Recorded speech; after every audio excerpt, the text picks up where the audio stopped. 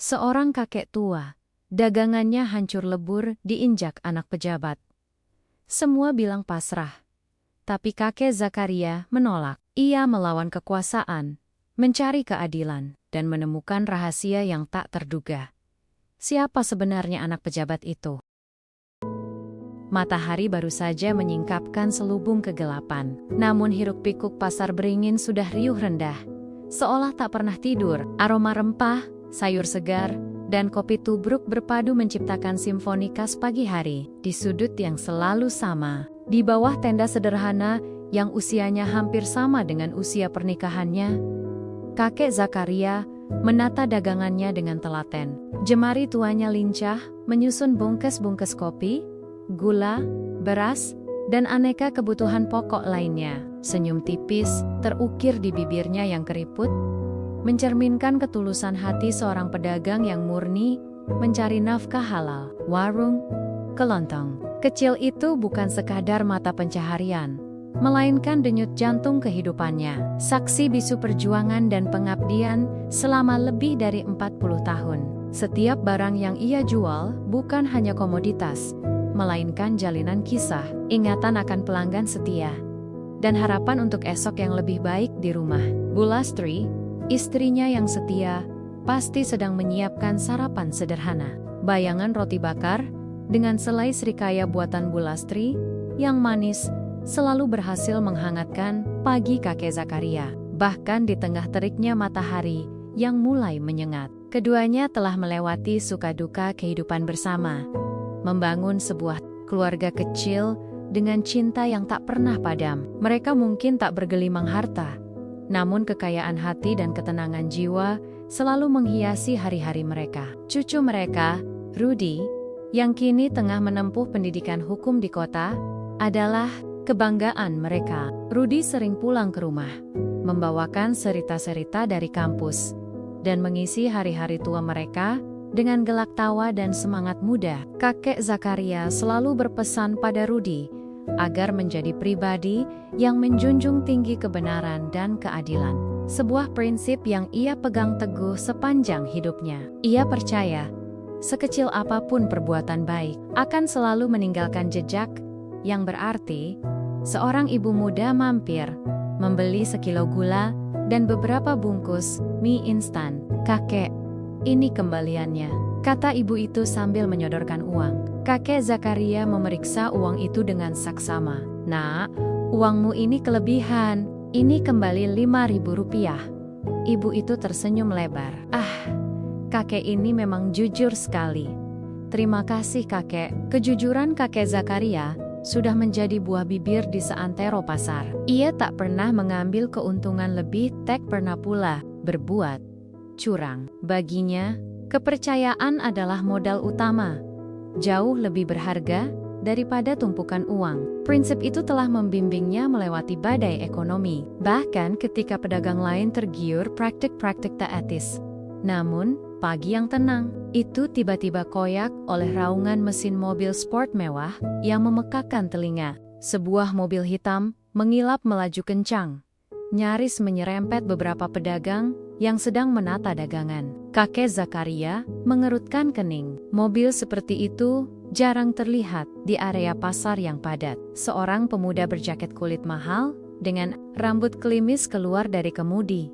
Wajahnya angkuh dan dipenuhi kemarahan yang membara. Dia adalah Andika, anak tunggal Pak Harun, seorang pejabat tinggi di lingkungan pemerintahan kota. Andika dikenal dengan perilakunya yang sembrono dan mudah. Meledak, kabar tentang ulahnya yang meresahkan seringkali sampai ke telinga para pedagang. Namun, mereka tak bisa berbuat banyak. Kekuasaan sang ayah adalah perisai tak kasat mata yang melindungi setiap kesalahannya. Andika melangkah cepat menuju salah satu lapak sayur. Wajahnya merah padam. "Ini lapakmu yang menghalangi jalan, kan?"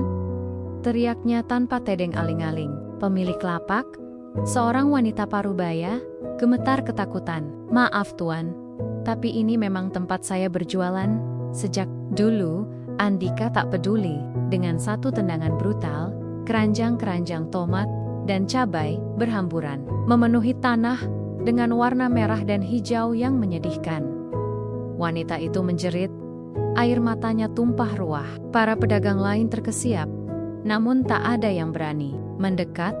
Rasa takut terhadap kekuasaan Andika mengikat lidah mereka. Mereka tahu, melawan hanya akan memperburuk keadaan. Kakek Zakaria, yang semula hanya mengamati dari kejauhan, merasakan dadanya sesak melihat perlakuan semena-mena itu. Hatinya teriris, melihat air mata seorang pedagang yang mencari nafkah dengan jujur.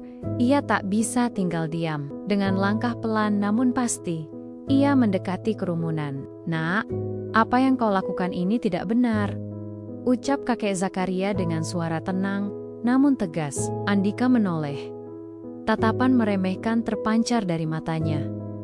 "Siapa kau kakek tua? Jangan ikut campur urusan orang lain." Kakek Zakaria menggeleng. "Ini bukan hanya urusan orang lain, Nak. Ini soal martabat dan keadilan. Mereka mencari nafkah dengan jujur. Jangan kau rusak begitu saja."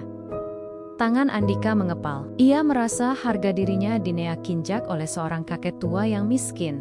Emosi meluap-luap, tak terkendali. Tanpa pikir panjang, ia melayangkan tendangan ke arah tenda kakek Zakaria. Dagangan yang tertata rapi seketika berhamburan, botol-botol pecah, gula dan beras tumpah ruah di tanah. Bunyi dentingan kaca pecah, dan desiran benda jatuh terdengar begitu.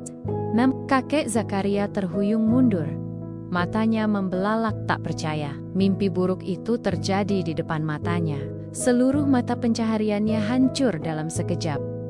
Porak-poranda oleh keangkuhan seorang anak muda. Seolah belum cukup, Andika meludah ke arah tumpahan barang. Lalu berbalik masuk ke mobilnya dengan seringai kemenangan. Raungan mesin mobil kembali memekakan telinga, meninggalkan kakek Zakaria dan para pedagang dalam diam yang memilukan. Air mata kakek Zakaria menetes, bukan karena sakit fisik, melainkan karena luka di hatinya yang begitu dalam. Ia tak pernah membayangkan akan mengalami hal sekejam ini. Dagangannya, yang telah menjadi saksi bisu perjalanan hidupnya, kini tergeletak tak berdaya di tanah. Para pedagang lain, yang semula dia membisu kini mendekat, mencoba menolong. Mereka membantu membereskan pecahan kaca dan barang yang berserakan. Namun, kerusakan sudah terlanjur parah. "Kakek, sudahlah, ikhlaskan saja," kata salah seorang pedagang wanita dengan suara iba. "Dia anak pejabat, kita tak bisa berbuat apa-apa." Namun, kakek Zakaria menggeleng. Air mata di pipinya bukan air mata keputusasaan melenceng air. Mata kemarahan yang membulat menjadi tekad. Harga dirinya telah diinjak-injak, martabatnya direnggut paksa. Ia tidak akan diam. Ia harus berjuang, bukan hanya untuk dirinya sendiri, melainkan untuk keadilan yang telah dinodai. Ia akan mencari keadilan, bahkan jika itu berarti harus berhadapan dengan kekuasaan yang tak terlihat. Ia akan membuktikan bahwa kebenaran pada akhirnya akan selalu menemukan jalannya. Di tengah tumpukan barang yang hancur, kakek Zakaria berdiri, tegak, memandang ke arah jalan tempat mobil Andika menghilang. Tekadnya membara, lebih terang dari mentari pagi yang kini bersinar. Kabar mengenai insiden di Pasar Beringin menyebar cepat bagai api. Para pedagang berbisik-bisik, ada yang merasa iba, ada pula yang mencibir kakek Zakaria karena berani melawan. Namun, sebagian besar hanya bisa menghela napas, pasrah dengan kenyataan bahwa kekuasaan seringkali berada di atas hukum. Setelah kejadian itu, kakek Zakaria duduk terpaku di kursi bambu di depan warungnya, yang kini hanya tinggal puing. Pikirannya kalut, namun hatinya dipenuhi tekad yang membara. Ia tahu, perjuangan ini tidak akan mudah.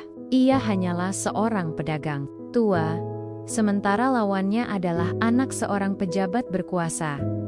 Di rumah, Bu Lastri menatap suaminya dengan cemas. Garis-garis keriput di wajahnya semakin dalam. Matanya memancarkan kepedihan yang mendalam. Ia tak bisa membayangkan bagaimana suaminya akan menghadapi semua ini.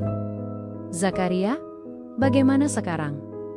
Apa yang akan kita lakukan?" Suara Bu Lastri bergetar. Kakek Zakaria menatap istrinya, menggenggam tangannya erat. Kita tidak akan diam, Lastri.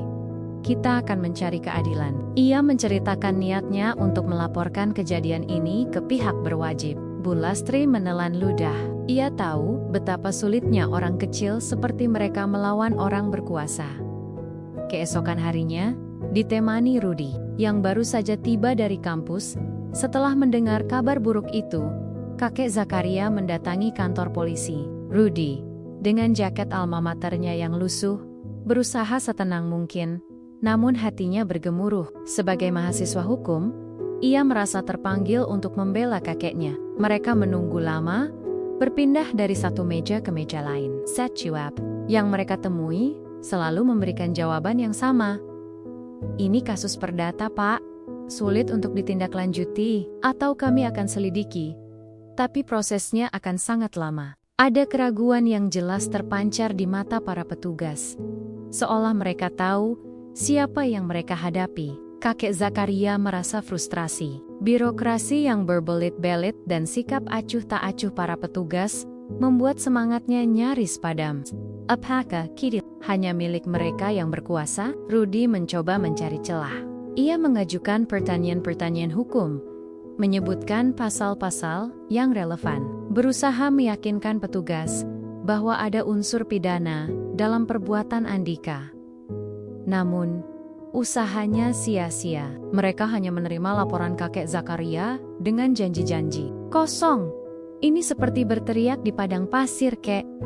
Ujar Rudy dengan nada putus asa saat mereka keluar dari kantor polisi. Kakek Zakaria mengangguk lemah. Tapi kita tidak akan menyerah, nak.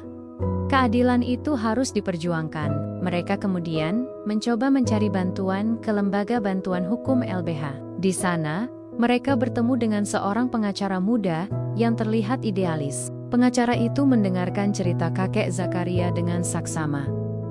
Saya tidak bisa menjanjikan apa-apa, Pak Zakaria. Kasus seperti ini sangat rumit. Apalagi melibatkan anak pejabat. Tapi saya akan mencoba yang terbaik. Kakek Zakaria merasa sedikit. Setidaknya, ada seseorang yang mau mendengarkan dan mencoba membantu.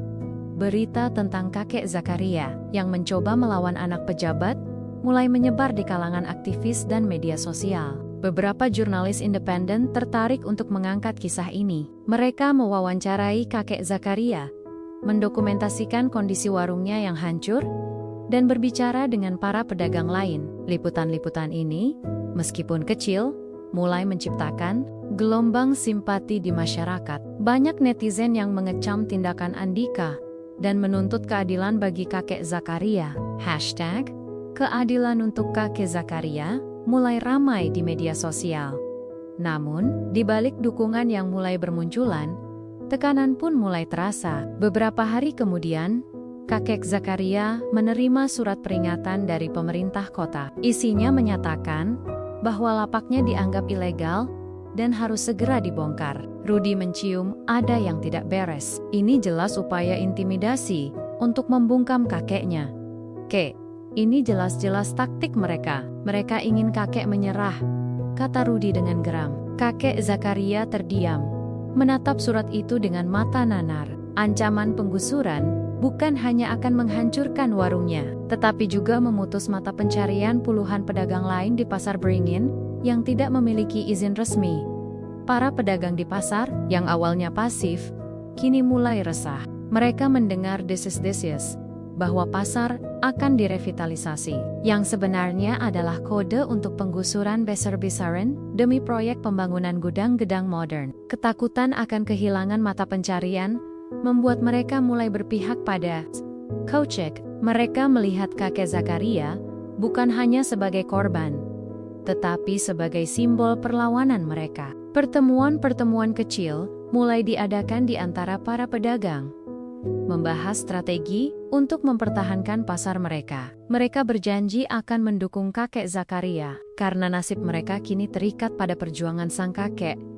Dukungan dari komunitas pasar memberikan suntikan semangat baru, bagi kakek Zakaria. Ia menyadari bahwa perjuangannya bukan hanya untuk dirinya sendiri, melainkan untuk seluruh pedagang kecil yang selama ini merasa tak berdaya. Kita harus bersatu. Bapak-bapak, ibu-ibu, kata kakek Zakaria dalam sebuah pertemuan kecil dengan para pedagang. Jika kita diam, mereka akan terus menindas kita. Kita harus tunjukkan bahwa kita tidak takut. Kata-kata kakek Zakaria membangkitkan keberanian dalam hati para pedagang. Mereka mulai aktif mengumpulkan tanda tangan, menulis surat keberatan, dan mencari informasi tentang rencana penggusuran. Rudi dengan sigap membantu mereka menyusun argumen hukum dan memberikan arahan. Sementara itu, Andika sama sekali tidak peduli dengan laporan kakek Zakaria. Ia menganggap semua itu hanya omong kosong. Kakek tua itu terlalu dramatis, ucapnya pada Banu, sahabat dekatnya. Sambil menyesap kopi di kafe mahal, Banu menatap Andika dengan serius. Andika, kau tidak bisa begitu. Ini bukan masalah sepele, kau bisa berurusan dengan hukum. Andika hanya tertawa sinis. Hukum? Ayahku akan membereskan semuanya. Lagi pula, siapa peduli dengan pedagang tua itu? Banu menghela napas. Ia sudah berkali-kali mencoba menasehati Andika, namun sahabatnya itu selalu saja keras kepala dan merasa kebal hukum. Di sisi lain, Pak Harun mulai merasa terganggu dengan pemberitaan tentang anaknya. Ia tahu, meskipun ia berkuasa, citra publik sangat penting. Ia memanggil ajudannya dan memerintahkan untuk mencari tahu lebih banyak tentang kakek Zakaria. Aku ingin tahu segalanya tentang kakek itu, perintah Pak Harun dengan suara dingin. Pastikan tidak ada jejak yang tertinggal. Aku tidak ingin ada masalah yang lebih besar. Sebuah firasat aneh mulai menggelayuti hati Pak Harun. Entah mengapa, nama kakek Zakaria terasa tidak asing di telinganya. Ada sebuah bayangan samar dari masa lalu yang tak bisa ia definisikan. Perjuangan kakek Zakaria yang awalnya tampak kecil, kini mulai menarik perhatian kekuatan besar, siap untuk menghadapi badai yang lebih dahsyat. Rumah megah Pak Harun diselimuti keheningan yang mencekam, kontras dengan gemerlap kota di luarnya. Di ruang kerjanya yang luas, Pak Harun duduk di balik meja mahoni. Tatapannya lekat pada layar tablet yang menampilkan berita tentang kakek Zakaria. Alisnya berkerut, bukan hanya karena laporan yang memberitakan tentang ulah sembrono putranya, tetapi juga karena ada sesuatu yang mengganjal di benaknya. Nama Zakaria dan deskripsi seorang pedagang tua di Pasar Beringin seolah memicu ingatan samar yang terkubur dalam-dalam. Pak Harun menghela napas panjang. Bayangan masa lalu yang ia coba lupakan kini mulai mengintip dari balik tirai kesibukan dan kekuasaannya. Andika, dengan ekspresi santai, masuk ke ruang kerja ayahnya. Ia mengira ayahnya hanya akan memarahinya seperti biasa. Ada apa, ayah? Soal kakek tua itu lagi, tanyanya dengan nada meremehkan. Pak Harun menatap putranya tajam. Andika, kau tidak mengerti seberapa serius masalah ini. Citra kita dipertaruhkan. Apa yang kau lakukan itu ceroboh dan bodoh. Suara Pak Harun meninggi, namun bukan karena marah semata, melainkan ada kekecewaan yang mendalam. Ia merasa gagal mendidik putranya.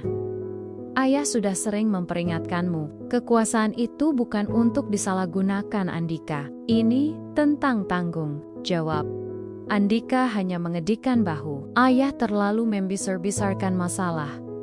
Pedagang tua itu tidak akan berani macam-macam. Lagi pula, ada ayah yang selalu bisa membereskan semuanya kan? Kata-kata Andika menusuk hati Pak Harun.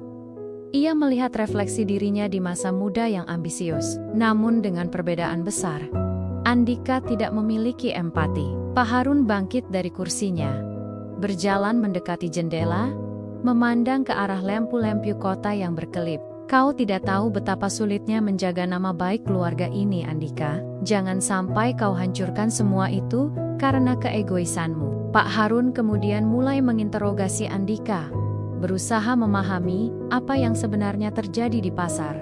Ayah tahu detailnya, bukan hanya dari laporan yang sudah ia terima, tetapi langsung dari mulut anaknya. Andika menceritakan kejadian itu dengan santai, Bahkan terkadang diselingi tawa kecil yang menyebalkan. Ia bercerita tentang betapa kesalnya ia karena jalanan pasar macet, tentang bagaimana pedagang itu menghalangi jalannya, dan bagaimana kakek Zakaria tiba-tiba ikut campur. Dia mengganggu. "Ayah, aku hanya memberinya pelajaran," kata Andika, tanpa sedikit pun penyesalan.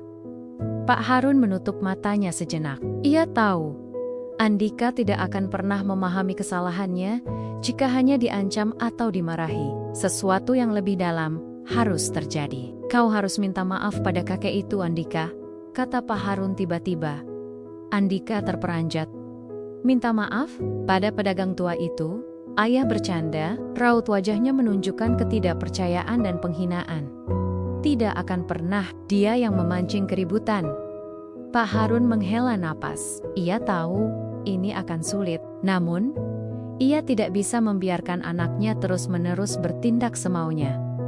"Andika, ini bukan hanya tentang kakek itu, ini tentang dirimu, tentang integritasmu. Kau harus belajar bertanggung jawab atas perbuatanmu." Pak Harun memutuskan untuk mengambil langkah yang lebih drastis. Ia memerintahkan ajudannya untuk terus memantau kakek Zakaria, bukan untuk mengintimidasi, melainkan untuk mengetahui lebih banyak tentang latar belakang kakek tua itu. Ada sesuatu yang sangat mengganggu benaknya tentang kakek Zakaria. Sementara itu, kakek Zakaria dan Rudi terus berupaya mengumpulkan bukti dan dukungan. Mereka mendatangi para pedagang yang menjadi saksi mata, mencatat setiap detail yang mereka ingat, dan mengabadikan foto-foto kerusakan warung kakek Zakaria. Rudi, dengan pengetahuannya tentang hukum, menyusun berkas laporan yang rapi dan terperinci. "Kita harus kuat, Kek. Bukti ini akan berbicara," ujar Rudi penuh semangat. Mereka juga berdiskusi dengan pengacara dari LBH yang memberikan saran dan strategi hukum. Pengacara itu mengatakan bahwa meskipun kasus ini berat, mereka memiliki beberapa celah hukum yang bisa dimanfaatkan. Di sisi lain, Pak Harun mulai mendapatkan laporan tentang kakek Zakaria. Ajudannya melaporkan bahwa kakek Zakaria adalah seorang pedagang yang sangat jujur dan dihormati di pasar. Ia juga menemukan bahwa kakek Zakaria pernah terlibat dalam sebuah insiden kemanusiaan puluhan tahun yang lalu, di mana ia menyelamatkan seorang wanita muda dari kebakaran hebat. Wanita itu kehilangan segalanya, namun kakek Zakaria memberinya tempat tinggal sementara dan membantu memulihkan hidupnya. Nama wanita itu adalah Mira. Mendengar nama Mira, jantung Pak Harun berdegup kencang. Itu nama yang sangat ia kenal. Nama yang telah menghantuinya selama bertahun-tahun. Mira adalah seorang wanita yang pernah sangat dekat dengannya di masa muda. Sebelum ia memilih jalan karier yang ambisius, ada kisah yang belum selesai antara mereka. Sebuah rahasia yang ia simpan rapat-rapat. Apakah kakek Zakaria adalah orang yang sama yang menolong Mira? Kenapa ia tidak pernah mendengar tentang ini sebelumnya? Pikiran Pak Harun berkecamuk. Firasatnya semakin kuat. Andika, yang masih belum menyadari beratnya situasi, justru semakin menjadi-jadi. Ia mulai menyebarkan rumor negatif tentang kakek Zakaria di kalangan teman-temannya. Ia mengatakan bahwa kakek Zakaria sengaja mencari sensasi demi uang, atau bahwa kakek itu adalah provokator. Banu, sahabatnya, semakin khawatir dengan perilaku Andika, kau keterlaluan. Itu kakek tua yang baik. Kau tidak seharusnya berbicara seperti itu, tegur Banu. Andika hanya mencibir. Kau terlalu polos, Banu.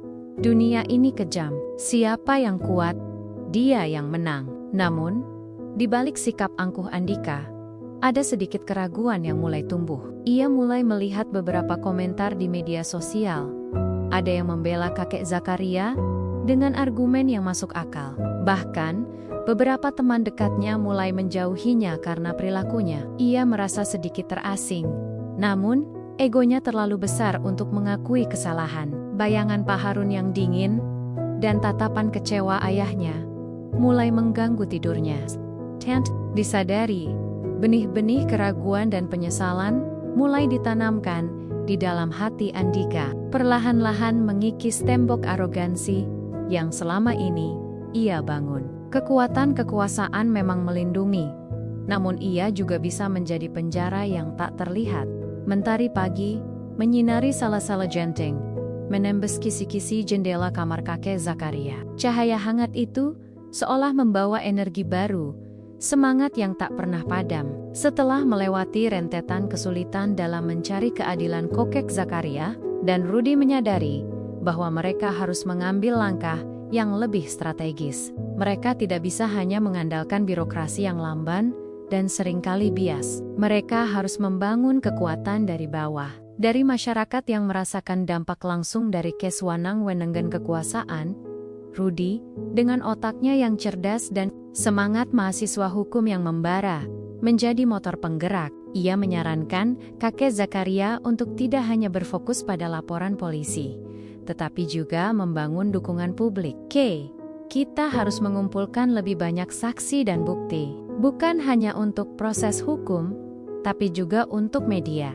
Public harus tahu kebenarannya, jelas Rudy dengan antusias. Kakek Zakaria mengangguk setuju. Ia percaya pada intuisi cucunya.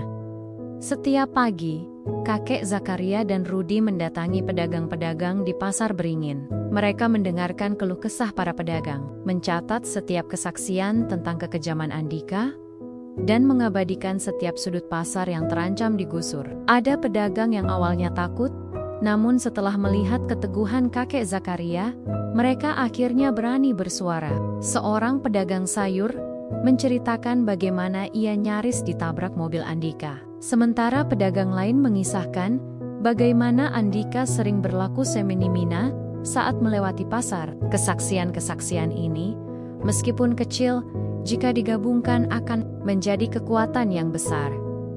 Bu Lastri, meskipun khawatir, memberikan dukungan penuh. Ia menyiapkan makanan dan minuman untuk kakek Zakaria dan Rudy setiap kali mereka kembali dari pasar. Kelelahan, namun dengan wajah penuh harapan, "Kalian adalah pejuang kebenaran," bisik Bu Lastri, mengusap punggung suaminya dengan lembut. Doa-doanya tak pernah putus, menjadi pelita di tengah kegelapan yang mereka hadapi.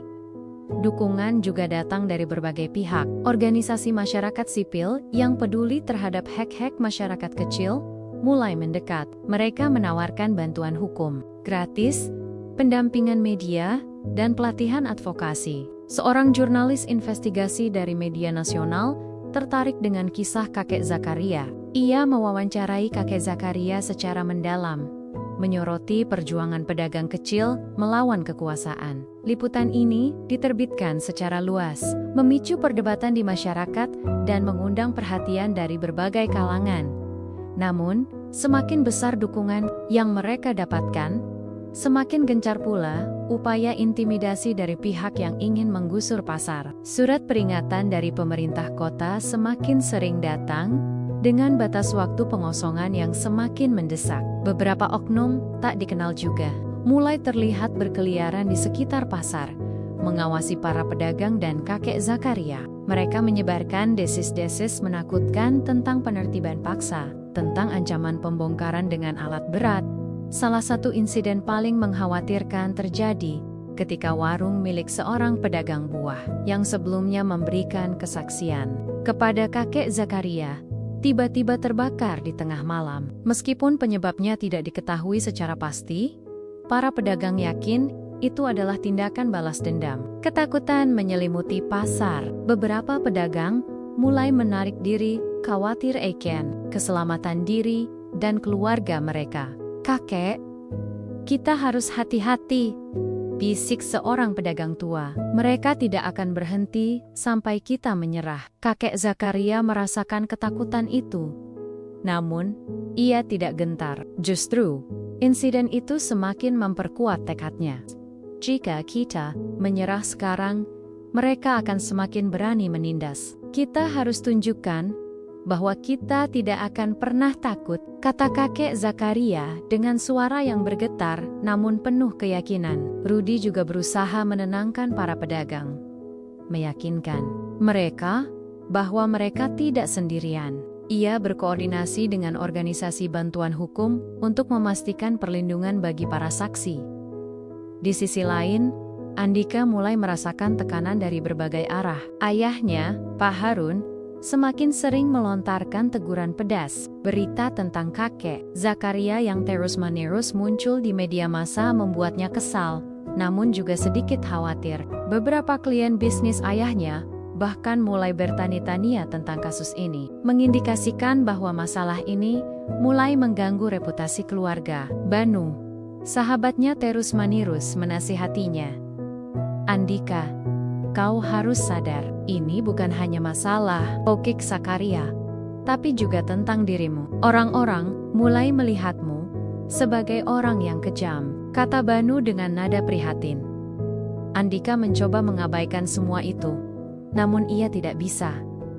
Ia mulai merasa kesepian. Teman-teman yang dulu selalu mengelilinginya, kini mulai menjauh. Beberapa bahkan torang-torangan menunjukkan ketidaksetujuan mereka terhadap perilakunya. Bahkan, kekasihnya, yang biasanya selalu mendukungnya, mulai menunjukkan keraguan. Andika mulai bertanya-tanya, apakah keangkuhan ini sepadan dengan semua yang ia rasakan? Apakah kebahagiaan sejati bisa didapatkan dengan merugikan orang lain? Benih-benih penyesalan yang ditanamkan oleh ayahnya dan Banu kini mulai tumbuh perlahan.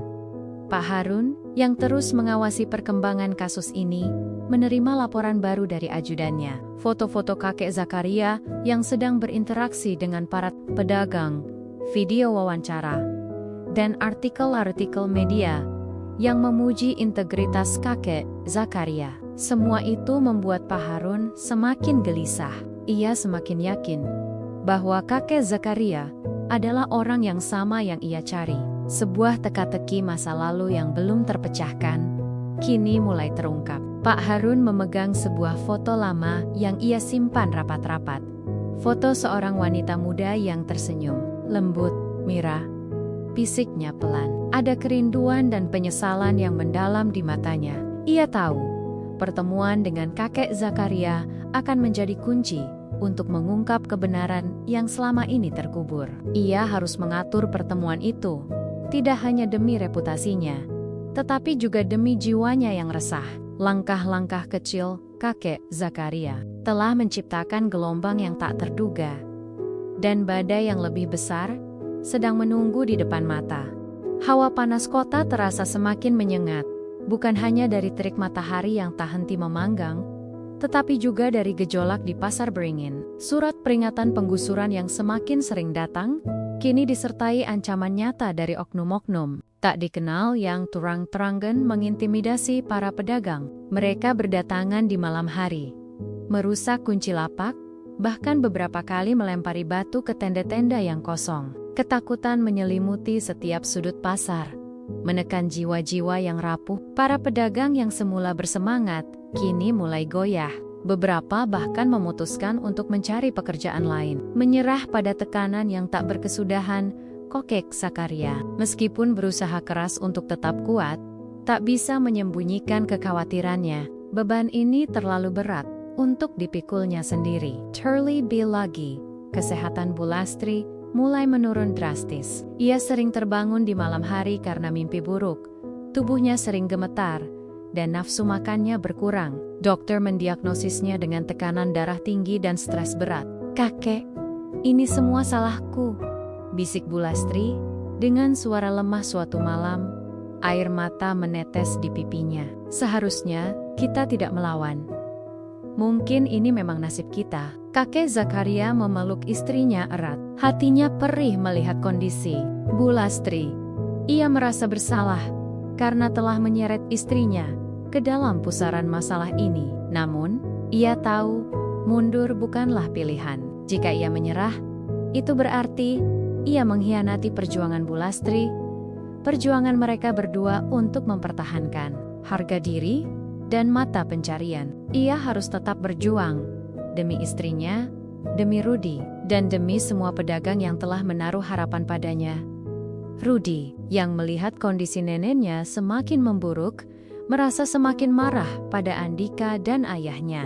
Ia semakin gencar menyuarakan ketidakadilan ini melalui media sosial dan jaringan aktivis. Ia juga berkoordinasi dengan LBH untuk mencari cara melindungi para pedagang dari intimidasi. "Nek, kita akan menang.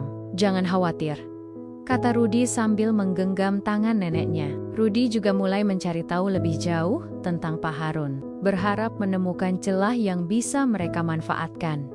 Sementara itu, di kediaman mewah Pak Harun, situasi pun tak kalah tegang. Pak Harun terus mendapatkan laporan tentang pergerakan kakek Zakaria dan dukungan masyarakat yang semakin meluas. Ia tahu, masalah ini sudah menjadi bola salju yang semakin membesar, dan ia harus segera menghentikannya sebelum semuanya terlambat. Ajudannya juga memberikan laporan terbaru tentang latar belakang kakek Zakaria, mengkonfirmasi semua yang ia curigai. Kakek Zakaria memang orang yang pernah menolong Mira, wanita yang selama ini ia cari. Ada beban yang sangat berat di pundak Pak Harun, sebuah rahasia yang telah ia simpan selama bertahan-tahan. Andika, yang awalnya acuh tak acuh, kini mulai merasa gelisah. Berita tentang kakek Zakaria semakin gencar. Setiap kali ia menyalakan televisi atau membuka media sosial, wajah kakek Zakaria siola mengejeknya. Beberapa temannya yang dulu selalu mengajaknya berpesta, kini mulai menjauh. Bahkan, Banu, sahabatnya yang paling setia, mulai menunjukkan ekspresi kecewa yang jelas setiap kali mereka bertemu. "Andika, kau harus berbuat sesuatu," kata Banu suatu hari dengan nada serius. "Ini sudah terlalu jauh. Kau tidak bisa terus-menerus lari dari tanggung jawab." Andika merasa terpojok. Ia mulai sering terbangun di tengah malam, dihantui bayangan wajah kakek Zakaria yang memelas dan air mata Bu Lastri yang tumpah di berita televisi. Ia ingat bagaimana kakek itu menatapnya, bukan dengan marah, melainkan dengan tatapan kecewa yang dalam. Tatapan itu menghantuinya. Ia mulai mempertanyakan segala hal yang selama ini ia yakini. Apakah kekuasaan benar-benar segalanya? Apakah kebahagiaan bisa didapatkan dengan merugikan orang lain? Ia merasa hampa, kosong, dan sangat kesepian. Hidupnya yang selama ini dipenuhi kemewahan dan kesenangan, kini terasa hambar. Suatu malam, Andika memberanikan diri menemui ayahnya. "Ayah, aku..." ia memulai. Suaranya tercekat. Pak Harun menatap putranya, melihat kegelisahan yang jelas di matanya. "Ada apa, Andika?" Andika menghela napas. "Aku tidak tahu harus berbuat apa, Ayah. Aku merasa bersalah. Aku tidak menyangka akan jadi begini." Ini adalah pertama kalinya Andika menunjukkan kerentanan di hadapan ayahnya. Pak Harun menghela napas lega. Akhirnya, ada secercah harapan. "Dengar, Andika," kata Pak Harun dengan suara lebih lembut. "Setiap tindakan ada konsekuensinya.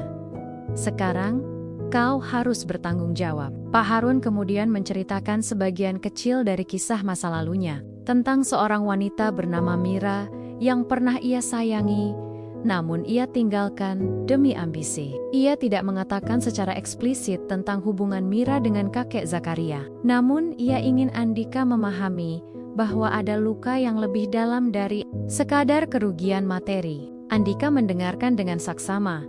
Wajahnya menunjukkan kebingungan. Ia tidak mengerti sepenuhnya, namun ia merasa ada sesuatu yang besar yang disembunyikan.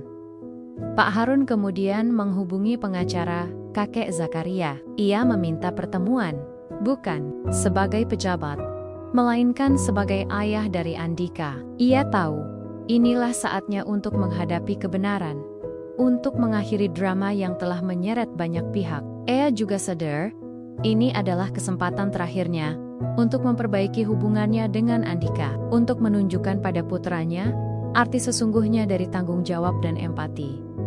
Kakek Zakaria terkejut saat menerima kabar tentang permintaan dari Pak Harun.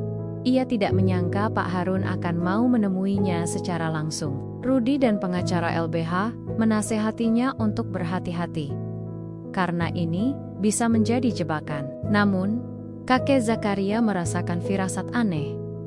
Sebuah harapan kecil muncul di hatinya. Ia percaya, setiap badai pasti akan reda. Dan di balik kegelapan, pasti ia memutuskan untuk menerima tawaran pertemuan itu. Badai di kota ini telah mencapai puncaknya. Dan kini saatnya untuk menghadapi kebenaran, seberapapun pahitnya. Ruangan pertemuan di sebuah gedung pencakar langit itu diselimuti suasana tegang. Di satu sisi meja, duduk kakek Zakaria dengan Bu Lastri yang tampak pucat, namun tetap tegar, didampingi Rudi dan pengacara dari LBH. Di sisi lain, ada Pak Harun dengan wajah yang tampak lelah, namun penuh ketegasan, ditemani Andika yang duduk gelisah di sampingnya. Dan seorang ajudan pribadi, meja marmer mengkilap yang memisahkan mereka, seolah menjadi batas tak terlihat antara dua dunia yang sangat berbeda, dunia kejujuran dan kesederhanaan, berhadapan dengan dunia kekuasaan dan kemewahan. Udara terasa begitu berat saat Hop embusen, napas terdengar jelas, di antara keheningan yang mencekam. Pak Harun memulai pembicaraan dengan suara datar. Berusaha menjaga formalitas, ia menjelaskan posisinya sebagai penanggung jawab atas tindakan putranya, dan menyatakan kesediaannya untuk menyelesaikan masalah ini secara damai. Namun, nada bicaranya tidak menunjukkan penyesalan yang berarti, hanya formalitas yang terasa dingin. Kakek Zakaria menatapnya lurus. Matanya memancarkan ketenangan yang luar biasa. Ia tidak gentar. Ia telah melihat terlalu banyak kepalsuan dan kemunafikan dalam hidupnya. "Maaf Pak Harun," kakek Zakaria memotong, suaranya bergetar namun tegas. "Saya datang ke sini bukan untuk bernegosiasi soal ganti rugi. Ini bukan tentang uang. Ini tentang martabat, tentang keadilan yang telah direnggut." Ia menoleh ke arah Andika yang menandok, menghindari tatapan mata kakek Zakaria. "Saya ingin permintaan maaf yang tulus dari anak bapak itu." Andika mengangkat kepalanya, sorot matanya menunjukkan sedikit keterkejutan. Ia tidak menyangka kakek Zakaria akan menuntut hal itu secara langsung. Ia mengira pertemuan ini hanya akan berakhir dengan negosiasi uang, dan ia bisa lepas tangan. Pak Harun menatap Andika, memberi isyarat agar ia berbicara. Andika menghela napas berat. Ia merasa sangat tidak nyaman. Mengucapkan kata maaf adalah hal yang sangat sulit baginya. Egonya lah yang selama ini menguasai dirinya. "Baiklah," kata Andika. Suaranya terdengar kaku. Saya minta maaf atas apa yang terjadi di pasar. Saya tidak bermaksud." Ia berusaha mencari kata-kata yang tepat, namun terdengar sangat tidak tulus. Kakek Zakaria menggeleng. "Maaf itu harus dari hati, Nak. Saya ingin kau benar-benar mengerti apa yang telah kau lakukan. Kau tidak hanya merusak barang-barangku, kau merusak harapan, kau merusak mata pencarian banyak orang. Kau melukai perasaan mereka." Andika merasa malu. Ia ingin membantah, ia ingin berteriak bahwa ia tidak bersalah sepenuhnya. Namun tatapan kakek Zakaria begitu menembus jiwanya. Rudi, yang duduk di samping kakeknya, menatap Andika dengan tajam, seolah siap melontarkan argumen hukum jika Andika mencoba berkilah. Suasana semakin mencekam. Tiba-tiba, kakek Zakaria melanjutkan perkataannya. Suaranya berubah menjadi lebih lembut, namun penuh makna. "Dulu, ada seorang wanita muda, seumuran kau, Nak. Ia bernama Mira. Ia juga sangat egois dan keras kepala. Ia selalu berpikir dirinya paling benar, tak peduli dengan orang lain. Namun, ada satu kejadian yang mengubahnya, sebuah musibah yang membuka matanya tentang arti kehidupan. Kau tahu, Nak, kadang-kadang kita harus jatuh terpuruk dulu, baru bisa melihat cahaya." Mendengar nama Mira, tubuh Andika menegang. Matanya membelalak. Nama itu sangat akrab di telinganya. Ada sebuah memori samar, bayangan. Seorang wanita yang selalu tersenyum lembut, yang sering memanggilnya dengan sebutan, "Nak ganteng." Sebuah ingatan yang ia kira hanyalah mimpi. "Pak Harun," yang semula mencoba bersikap tenang, kini terlihat gelisah. Ia menatap kakek Zakaria dengan tatapan tidak percaya, seolah meminta penjelasan. Apakah kakek mengenal Ibu Mira? Tanya Andika dengan suara tercekat. Ada campuran kebingungan dan kejutan di matanya. Kakek Zakaria tersenyum tipis. Sebuah senyum yang mengandung ribuan cerita. Sangat mengenal, Nak. Dialah yang dulu pernah tinggal bersamaku dan istriku. Setelah ia kehilangan semuanya dalam sebuah kebakaran besar, kami merawatnya, menyemangatinya, sampai ia bangkit kembali. Wajah Andika seketika pucat pasi. Ia mengingat sebagian kecil dari masa kecilnya, bayangan sebuah rumah sederhana, aroma masakan sederhana, dan sentuhan lembut seorang kakek dan nenek yang selalu menyayanginya. Air mata mulai menggenang di pelupuk matanya. Pak Harun memejamkan mata, menghela napas berat. Rahasia yang selama ini ia sembunyikan, kini terkuak di hadapan putranya sendiri. Kokik Zakaria adalah orang yang ia cari, orang yang pernah menolong Mira, dan juga menjaga Andika di masa kecilnya. Detik itu, tembok arogansi Andika runtuh. Ia tidak bisa lagi menyembunyikan keterkejutannya. Keterkejutannya yang bercampur dengan rasa bersalah yang menusuk. Ia menatap kakek Zakaria dengan tatapan yang sepenuhnya berubah dari kebencian menjadi penyesalan yang mendalam. Pertemuan yang semula tegang, kini berubah menjadi sebuah pengungkapan yang tak terduga, membuka pintu menuju kebenaran yang jauh lebih kompleks dari sekadar tuntutan keadilan. Puncak konflik ini bukan hanya tentang siapa yang salah Tetopi tentang ikatan masa lalu yang tak terduga, yang kini memaksa Andika untuk menghadapi bayangan-bayangan yang selama ini ia coba hindari. Suasana di ruangan itu berubah drastis, dari ketegangan menjadi keheningan yang penuh guncangan. Andika menatap kakek Zakaria dengan mata berkaca-kaca, seolah mencoba mengumpulkan serpihan ingatan yang selama ini tercecer.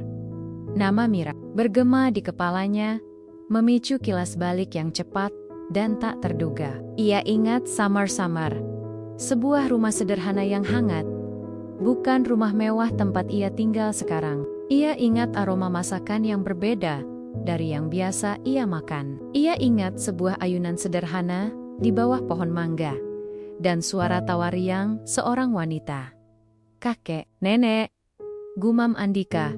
Suaranya serak. Ia menatap Bulastri yang kini menatapnya dengan mata berkaca-kaca, penuh kasih sayang. Bulastri mengangguk pelan. Air mata menetes di pipinya. "Nak, Andika, kamu sudah besar sekali." Pak Harun bangkit dari kursinya. Wajahnya pucat pasi. Ia menatap Andika, lalu beralih ke kakek Zakaria. "Jadi, kalian memang saling mengenal?" tanyanya. Suaranya tercekat. Kakek Zakaria mengangguk. "Putra bapak ini pernah tinggal bersama kami puluhan tahun yang lalu, ketika ibunya, Mira, sedang berjuang untuk bangkit dari keterpurukan." Penjelasan kakek Zakaria menguak tabir masa lalu yang selama ini disembunyikan. Pak Harun rapat-rapat. Ia menceritakan bagaimana Mira, seorang janda muda dengan seorang putra kecil, datang ke kota setelah ditinggalkan oleh suaminya yang meninggal dunia karena kecelakaan. Ia datang tanpa bekal, tanpa sanak saudara. Kakek Zakaria dan Bulastri yang melihat penderitaan Mira dengan tulus menolongnya. Mereka memberinya tempat tinggal di rumah sederhana mereka, membantu Mira mencari pekerjaan serabutan di pasar, dan merawat Andika yang saat itu masih balita. Mira adalah wanita yang gigih. Dia bekerja keras siang dan malam demi putranya dan Andika. Dulu adalah anak yang ceria dan penuh rasa ingin tahu. Kakek Zakaria melanjutkan, tatapannya lekat pada Andika. "Kami merawatnya seperti cucu kami sendiri. Kami kasih sayang, mengajarkannya tentang kejujuran, tentang arti berbagi." Andika terguncang. Selama ini, ia selalu diberitahu bahwa ibunya meninggal saat ia masih bayi, dan ia diasuh oleh pengasuh yang disewa ayahnya. Ia tidak pernah tahu tentang keberadaan kakek Zakaria dan Bulastri. Ia selalu hidup dalam kemewahan, dengan segala fasilitas yang ia inginkan. Ia selalu berpikir bahwa ayahnya adalah satu-satunya keluarga yang ia miliki. Kini, kebenaran itu menghantamnya seperti ombak besar. Ada bagian penting dari masa lalunya yang hilang, bagian yang selama ini disembunyikan darinya. "Mengapa? Mengapa aku tidak pernah tahu?" tanya Andika. Suaranya bergetar menahan tangis. Pak Harun menghela napas. Aku tidak ingin kau mengingat masa lalu yang sulit itu, Andika. Aku ingin kau memiliki kehidupan yang lebih baik, tanpa beban. Aku ingin melindungimu." Pak Harun kemudian menceritakan versinya. Ia menjelaskan bahwa ia dan Mira pernah menjalin hubungan di masa muda. Namun hubungan itu tidak direstui keluarganya karena perbedaan status sosial. Setelah Andika lahir, ia terpaksa meninggalkan Mira dan Andika demi ambisinya. Ia mengira Mira telah meninggal dunia. Bertahun-tahun kemudian, ia mendengar kabar bahwa Mira masih hidup. Namun ia tak pernah berhasil menemukannya. Ia hanya tahu bahwa Mira pernah tinggal di suatu tempat di dekat pasar. Namun ia tak pernah tahu detailnya. Ia mencari Andika dan akhirnya menemukannya di sebuah panti asuhan, lalu membawanya pulang.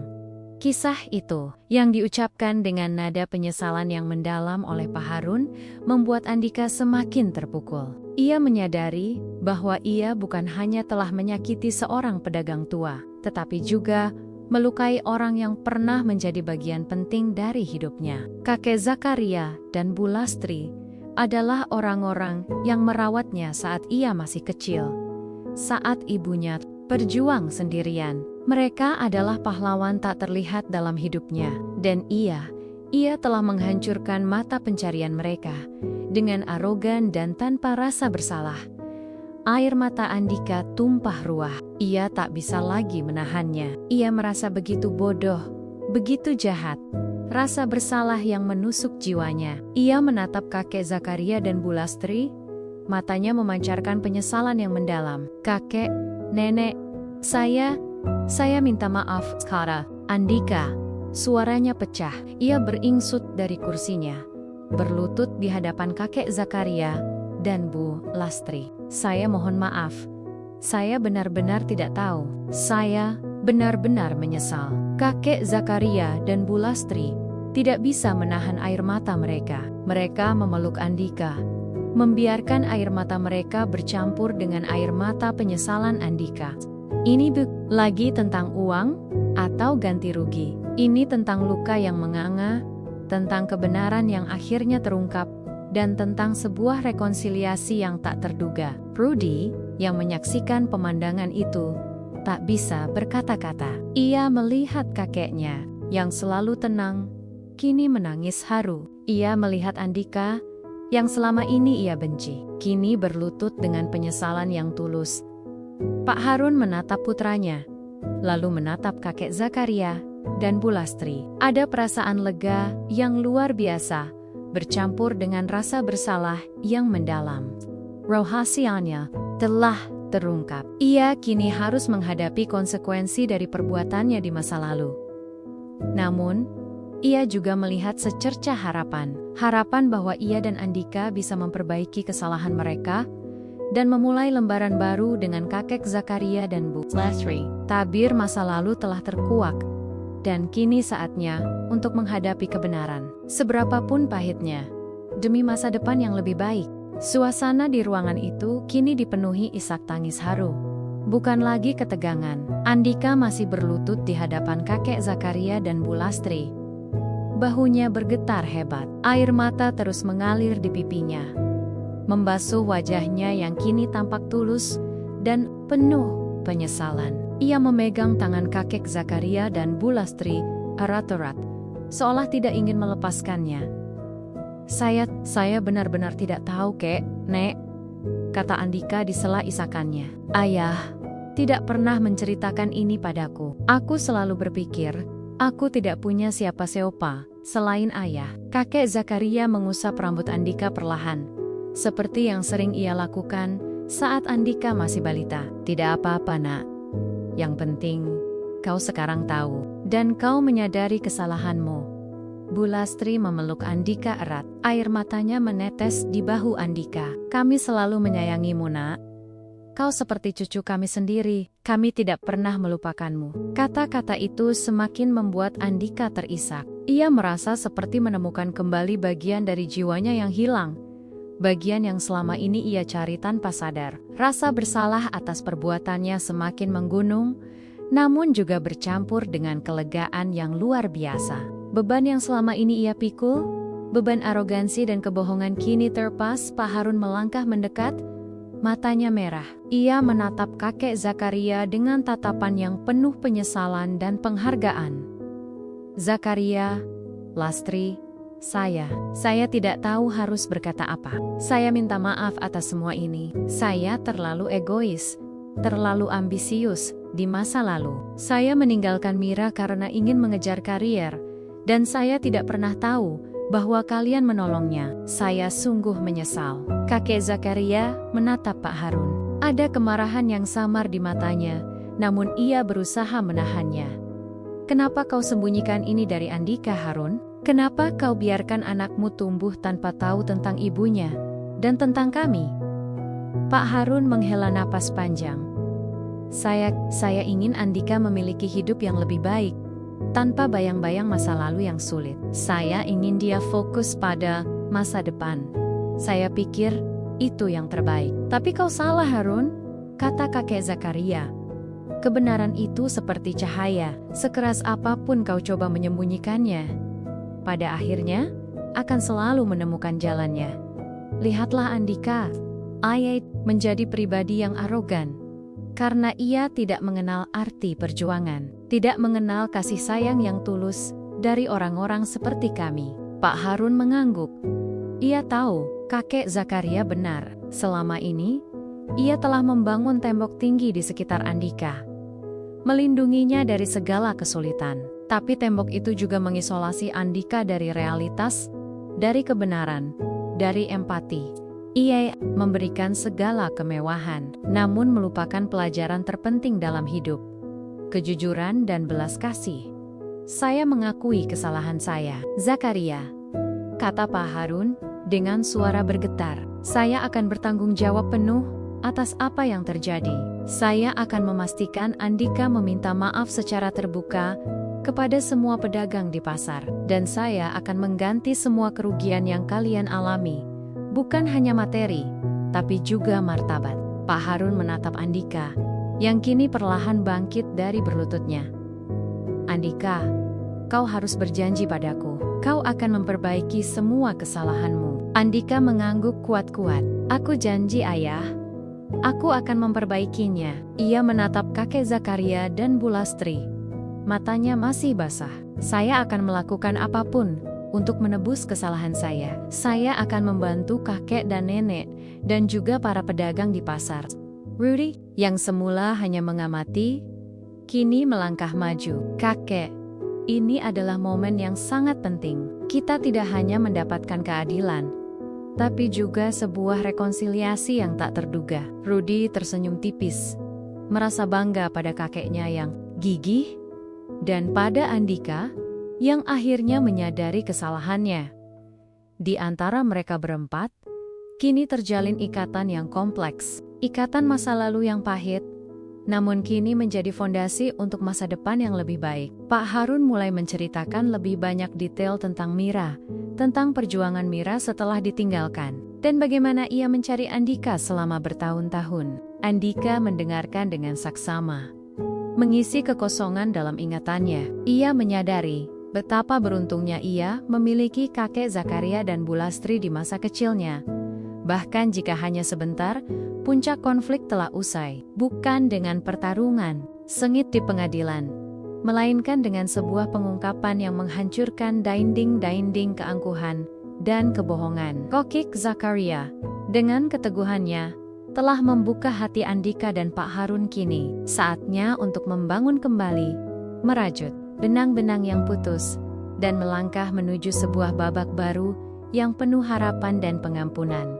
Pagi di Pasar Beringin terasa berbeda, bukan lagi diselimuti ketakutan, melainkan sebuah denyut harapan yang baru. Berita tentang pertemuan kakek Zakaria dengan Pak Harun dan Andika, serta pengakuan tulus Andika yang kini menyebar melalui media sosial dan bisik-bisik di pasar, bagaikan embun penyejuk di tengah kemarau panjang.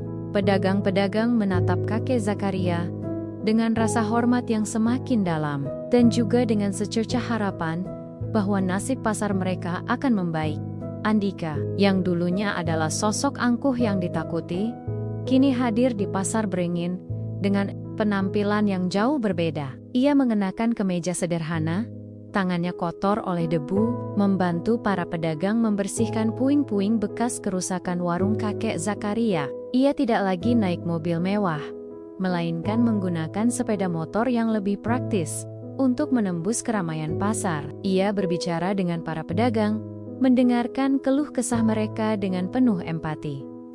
"Saya mohon maaf atas semua kerugian yang saya sebabkan, Ibu, Bapak sekalian," kata Andika dengan suara tulus di hadapan kakek Zakaria dan puluhan pedagang yang berkumpul. "Saya tahu, kata maaf saja tidak cukup. Saya akan membantu kalian. Saya akan berjuang bersama kakek Zakaria untuk memastikan hak-hak kalian terpenuhi." Para pedagang yang semula ragu, kini melihat ketulusan di mata Andika.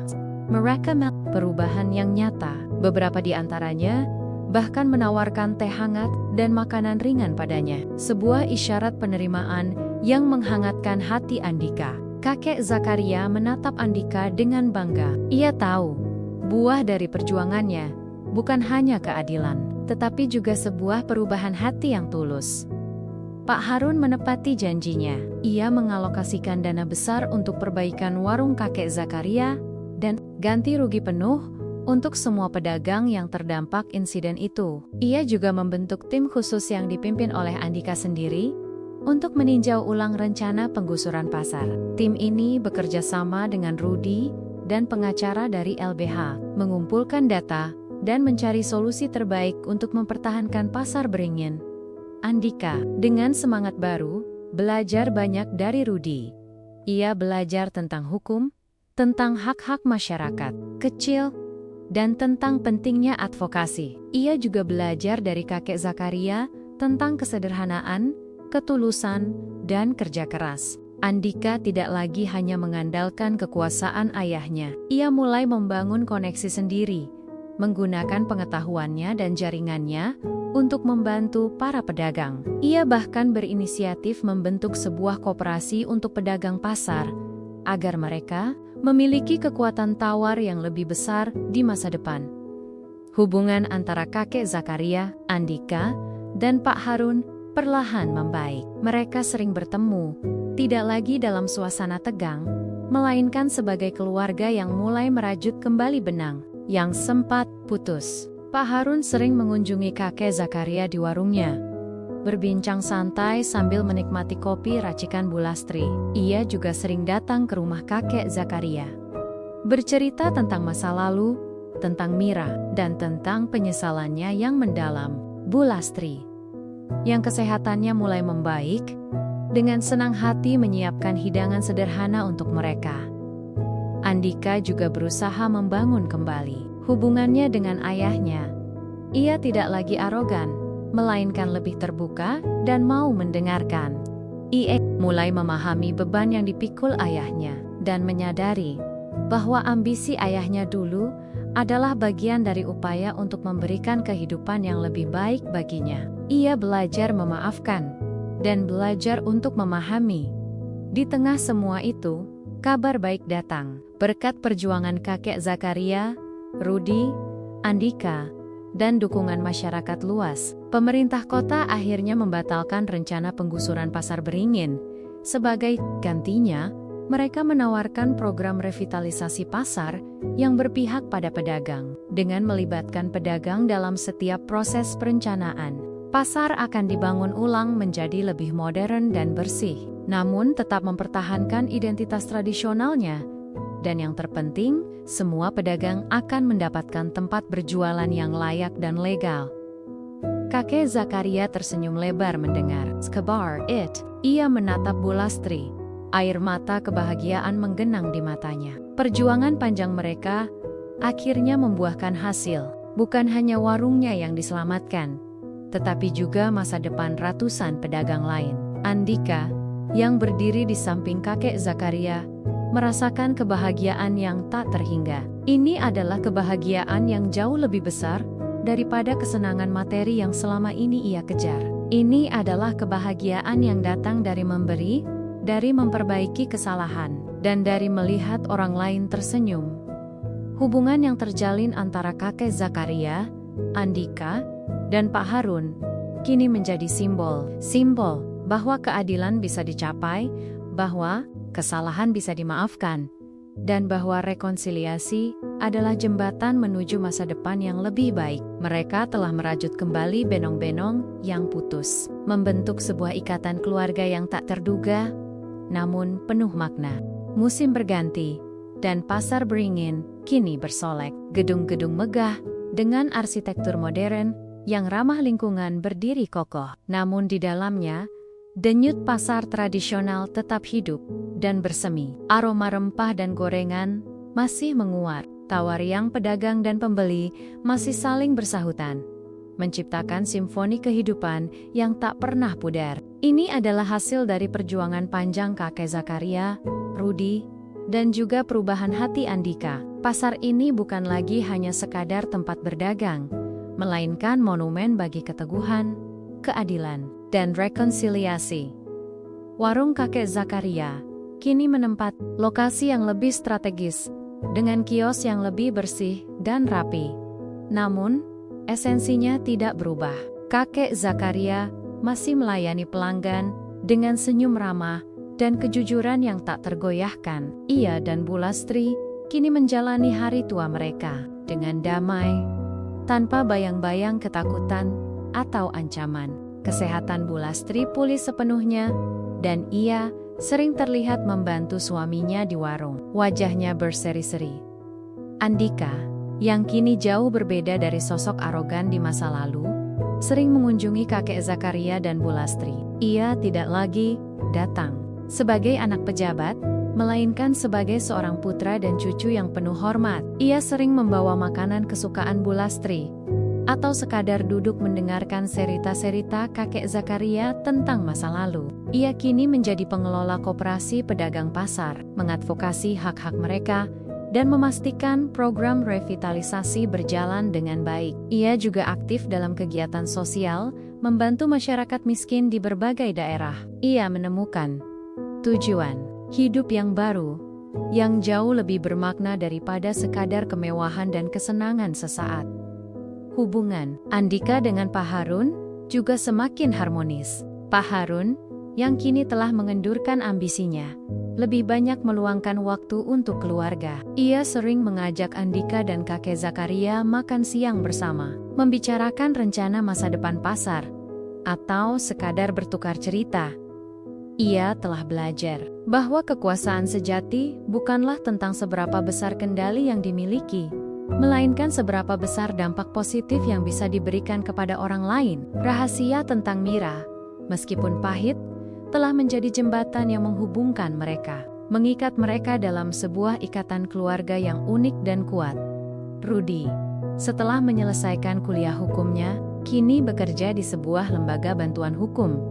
Ia tidak lagi hanya fokus pada kasus-kasus besar, melainkan juga aktif membantu masyarakat kecil yang tertindas. Ia sering datang ke pasar Beringin, berbincang dengan para pedagang, dan memberikan penyuluhan hukum gratis. Ia adalah kebanggaan kakek Zakaria dan Bu Lastri, penerus nilai-nilai kejujuran dan keadilan yang selalu mereka tanamkan. Suatu sore, saat mentari mulai tenggelam di ufuk barat, menciptakan siluet jingga yang indah di atas kota kokik Zakaria duduk di depan warungnya yang kini ramai. Ia menatap keramaian itu dengan senyum damai. Di sampingnya, Andika dan Rudi sedang asyik berbincang dengan beberapa pedagang. Ia melihat kebahagiaan di wajah mereka, kebahagiaan yang tulus dan murni. Hidup memang penuh liku. Ada badai yang datang tak terduga, menghantam dan merusak segalanya. Namun, jika kita berpegang teguh pada kebenaran dan tak pernah menyerah, pada akhirnya mentari baru akan selalu terbit. Keadilan memang seringkali terasa jauh, namun ia akan selalu menemukan jalannya. Pengampunan dan rekonsiliasi adalah kekuatan yang paling dahsyat, mampu mengubah kebencian menjadi kasih sayang, dan arogansi menjadi empati. Kakek Zakaria telah membuktikannya. Ia adalah bukti bahwa satu orang dengan tekad yang kuat bisa mengguncang dunia dan membawa perubahan besar. Angin semilir berhembus, membawa serta aroma kopi dan rempah, bercampur dengan tawa riang. Di pasar beringin yang baru, denyut asa tak pernah mati. Ia terus berdenyut, menjadi pengingat bahwa di setiap kesulitan selalu ada harapan.